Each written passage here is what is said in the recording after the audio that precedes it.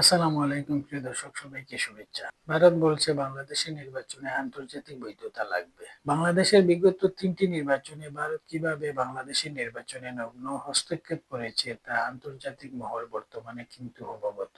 বাংলাদেশের রাজনীতি এবং বাংলাদেশের নির্বাচনের বিষয়ে ভারত অনেক আগেই আন্তর্জাতিক বিশ্বস্ততা হারিয়েছে। বাংলাদেশের আসন্ন নির্বাচনে যে দল বিজয়ী হবে সেই দলের সাথেই ভারতের বন্ধুত্বপূর্ণ সম্পর্ক স্থাপন করা উচিত।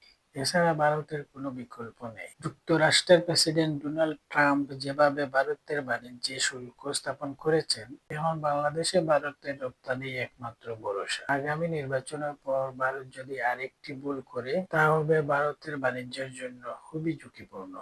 বাংলাদেশ তার নিজস্ব গতিতে এগিয়ে যাবে। যদি জামাতে ইসলামী আগামী নির্বাচনে বিজয়ী হয়, তাহলে ইন্টারিম সরকার প্রধান ডক্টর ইউনূস রাষ্ট্রপতি হওয়ার সম্ভাবনা রয়েছে বলে অনেকেই মনে করছেন।